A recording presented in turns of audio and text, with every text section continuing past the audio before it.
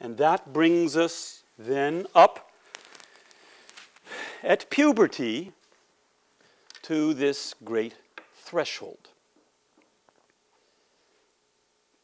To this great threshold. On the other side of which emerge beings with hints of which we know little or nothing. We parents and we teachers. There is a whole new birth here which does trail clouds of glory, and yet it's glory which is not the parent's story, and not even the school's story. It's an emergence of mysteries that come from afar and that are beyond all of our preparations and all of our goodwill, all of our intentions, and in the face of which we need to step back and behold so that what emerges in this time can come into being in its own right.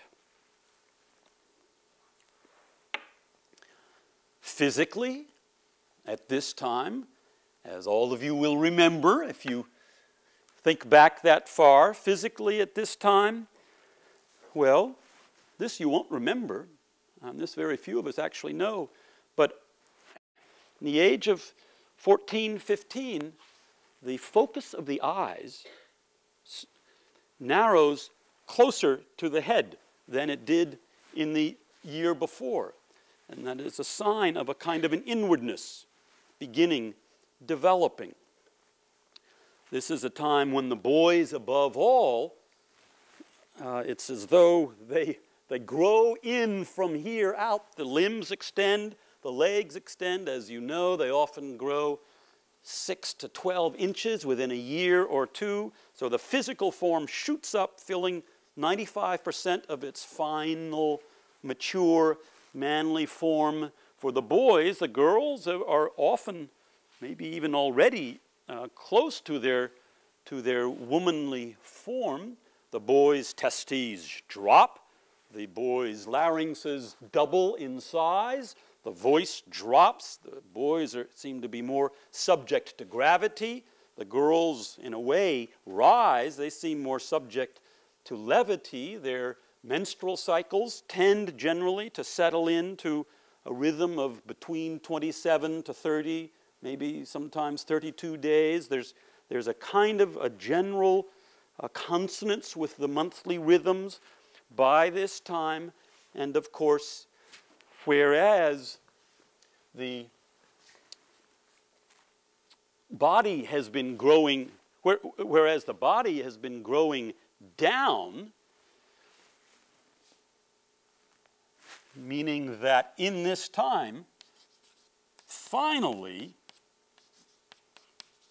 not only the limbs, but this whole region down here, epitomized by the capacity for the reproductive organs and system to recreate life and its own species, this growth has been going down the physical body, and only now, finally, in its natural, ripe timing, which so few educational systems, in the world recognize, only now, finally, does the faculty of thinking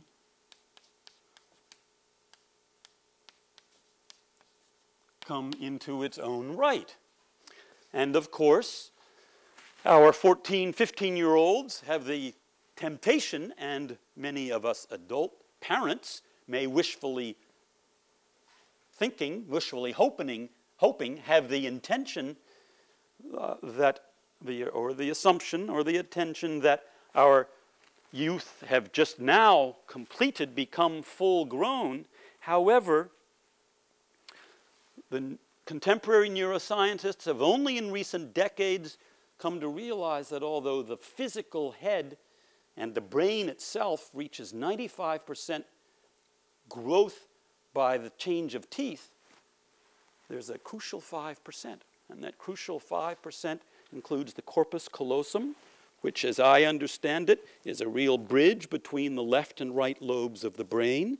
It includes the prefrontal cortex, and both of those have become recognized as seats of judgment, in which reason and wisdom can weigh emotion and impulse, and this final 5% of the brain is nowhere near maturity at the age of 14 or 15, and in fact only completes its development by the age of 21, sometimes even 22, 25.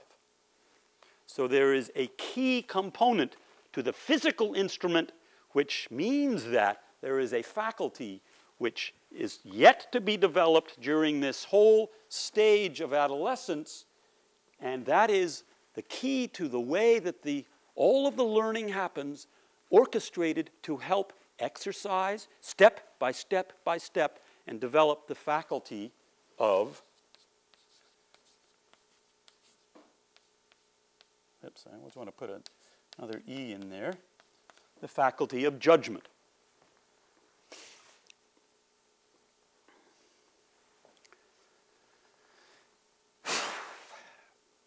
What is puberty? Some of us are confused between puberty and adolescence. The dictionary says puberty is the period of life during which the genital organs mature, secondary sex characteristics develop, and the individual becomes capable of sexual reproduction. From the Latin, pubers, meaning grown up, adulthood.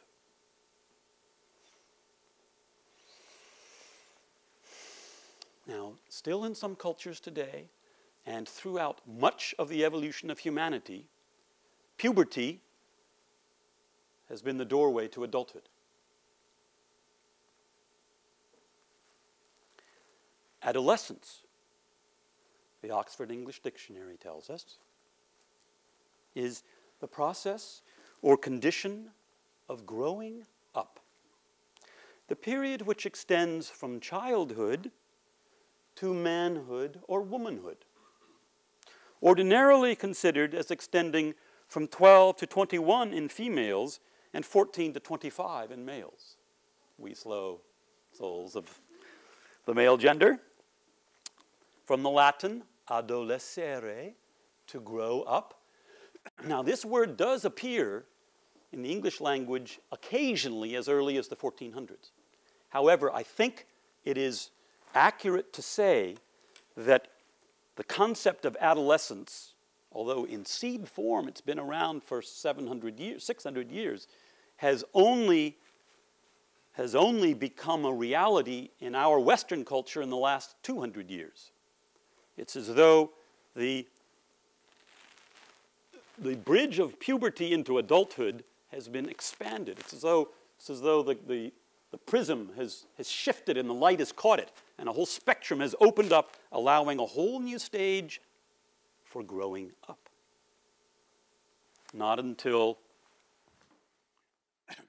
one's 20s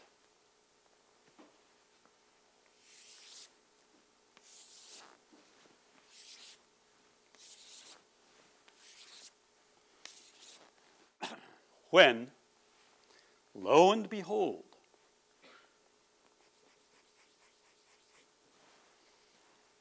the elusive,